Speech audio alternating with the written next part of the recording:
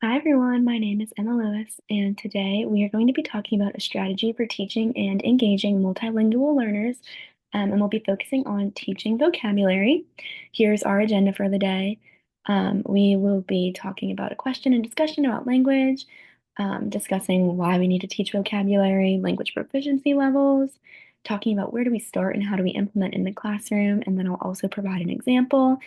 And then at the end, there will be additional resources and a contact page. So before we begin, I just want you to think about what do you know about teaching vocabulary? Now, when you think of teaching vocabulary, what is the first thing that comes to your mind? There's so many different aspects of vocabulary that students are learning in the classroom, whether that be informal or formal.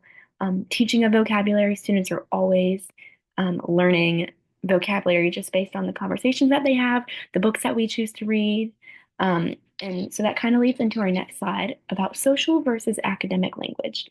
Now, according to LD Online, this was super interesting, and I wanted to share it that basic interpersonal communication skills takes an average second language learner 2 years to acquire, while cognitive academic language proficiency, which includes like context, like vocabulary, academic vocabulary, can take 5 to 7 years under ideal conditions. So this is just talking about how important social and academic language is in the classroom and how those social skills that kiddos might be learning on the playground or at PE versus that explicit instruction of vocabulary in the classroom both are important and key steps to multilingual learners developing those vocabulary skills. So why do we teach and how do we teach vocabulary? So what do we need? We need to remember that MLs need language and content acquisition to be supported in all content areas. So we're not only talking about vocabulary during a reading lesson, but we're talking about vocabulary in social studies and in science and all those content areas. So we want to focus on identifying those language objectives. What do we want our students to be able to learn and know how to do by the end of the lesson? We need to also identify language structures and how the sentence is grammatically written. We also want to plan to model these for the student and give them many opportunities to practice because many vocabulary words are transferred across content areas. So we want students to be able to recognize that and understand those definitions depending on the content area. And finally, we want to be able to track our students' progress. We always want to make sure that our strategies are effective in the classroom and working for our students.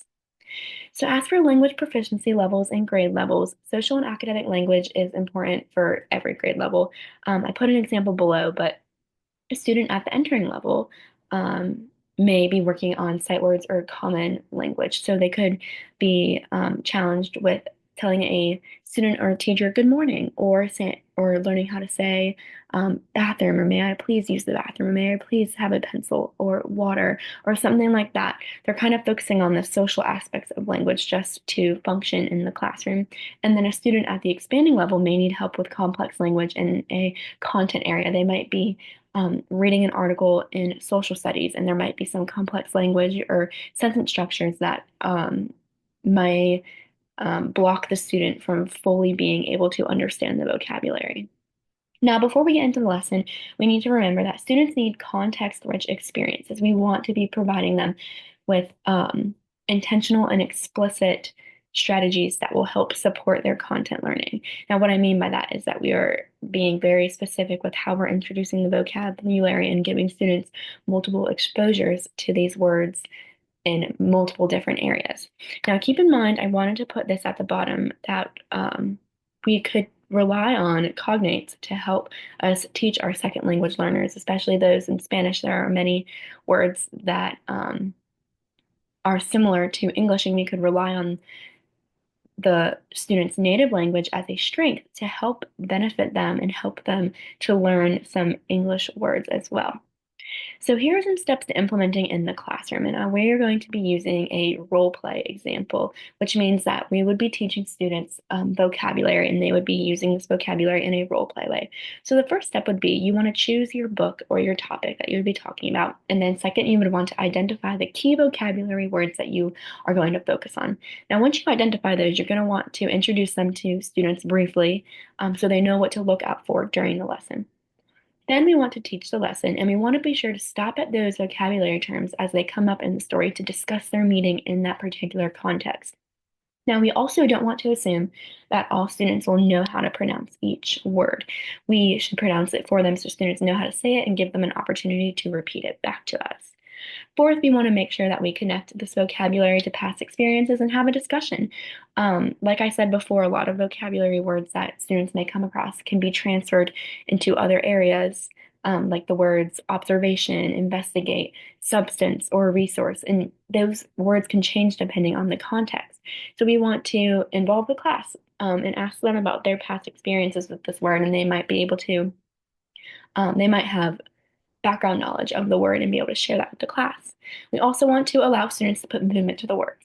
There is an example video at the end that shows a teacher using movement to engage her students, and I think that is a wonderful idea to get students up and moving in the classroom and engage them in their learning by creating a movement or something, a hand signal for them to remember the definition of a word.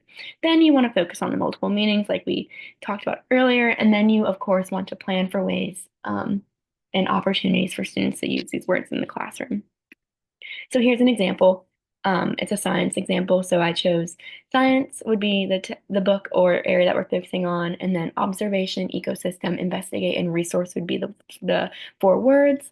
I would teach this lesson to the class and be sure to stop at each of those words and talk about them. Here are some examples of sentences that might ask students to prompt their prior knowledge or that background knowledge that they have. And then for number five, some movement that you could put to the words. You could pretend that you're holding up binoculars for observation. You could put your pointer finger to your head like you're investigating or thinking about something. Be creative with it.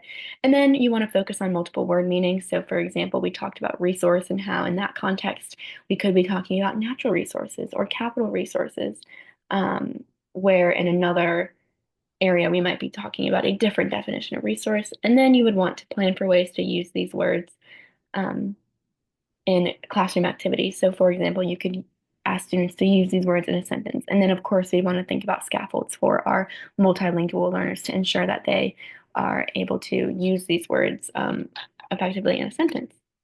Here would be a video that I would play. We're not going to play this right now, but it is using movement to teach vocabulary. So I would check that out. Here are some extra resources that I found helpful. If you have any questions or experiences of your own, I would love to hear from you, so feel free to contact me. And that concludes this demonstration. Thank you for watching.